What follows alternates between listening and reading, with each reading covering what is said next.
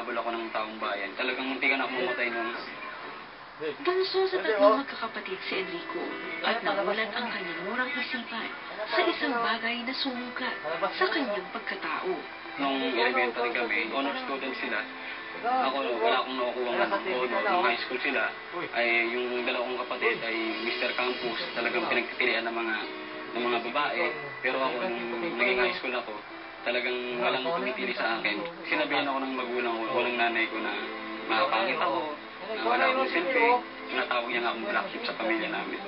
Sobrang uwaw na uwaw ako sa pagmamahal sa magulang ko. Naging pasanin ni Enrico ang damdamin iyon hanggang sa pagtanda niya. Kaya naman hinanap ni Enrico ang atensyon at pagmamahal sa labas ng kanilang bahay. Nung high school ako, tinuruan ako ng kaklase ko na magbisyo. Pag umuwi na ako sa bahay, nandun yung nanay ko. Pinagsasabihan niya ako ng sakit na pananalita. Puro na lang ako barkada, puro na lang pag-iinom. Nag-try akong manligaw sa mga babae. Busted ako sa lahat ng mga niligawan ko. Ang ginawa ko noon, meron akong nakitang isang gay na talagang tumibok yung puso ko. And then yung mga bagay na hinahanap ko sa babae, sa kanya ko nakita. At naging magkasintahan ang dalawa. Sa kabila ng atensyong nakukuha niya sa kasintahan, may kakulangan pa rin nadarama si Enrico at lumala pa ang naging bisyo nito. Totoong magnakaw ng side mirror dun sa isang best friend ko. Bagay na muntik ng ikapahamak ng kanyang buhay. Nahuli kami dahil sumulog nga yung kotse. Hinabol kami ng mga lalaki. Nung bubugsarado ako, talagang muntikan ako mamatay noon.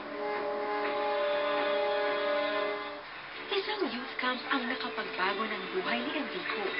Yung talagang motibo ko ng mga babae. And then yun, maging kaibigan ko, mayroong maligawan. Isa pa nga sinasabi ng pastor, sabi ko, parang ako yung mga natatamaan niya. Hindi naman niya ako kilala. At yun, pagkatapos ng talagang nararamdaman ko yung pag-ibig ng Panginoon. Tunay nga may magandang plano ang Diyos sa buhay ni Enrico. Malaking pagbabago sa buhay mo. Yan ang naging daan upang para makilala ako sa Panginoon. Ngayon ay tapat nang naglilingkod si Enrico sa kanilang simbahan. Yung puso ko sa mga kabataan, gusto ko rin talagang sila rin magkaroon ng pagbabago ng buhay. Hinanap ko yung pagmamahal sa magulang ko, pero hindi ko natagpuan. Hinanap ko sa mga kaibigan ko, pero parang kulang pa rin. Si Jesus lamang pala yung magbibigay sa akin ng tunay na pag-ibig, tunay na pagmamahal. Alam niyo po, words are very powerful.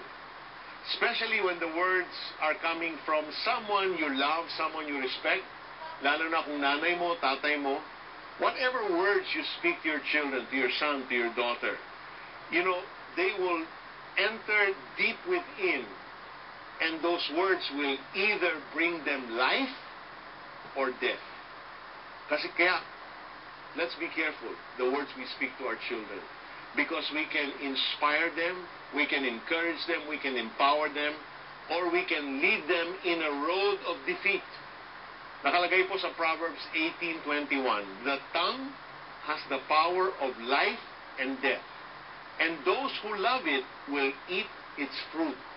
Ibig sabihin, whatever you speak to your son, kung sasabihin mo sa kanya parati, alam mo anak, useless ka, you won't amount to anything, chances are, you can be sure that's what's going to happen to him. So let's give words of life to our children. Let's encourage them.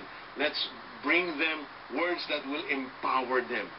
Words that will say to their lives, alam mo, I believe in you. I know you can do it. Ang galing-galing mo. Powerful words that will bring powerful results. Dahil sa kinikimkim na galit at sama ng loob, pumatol sa bakla si Enrico.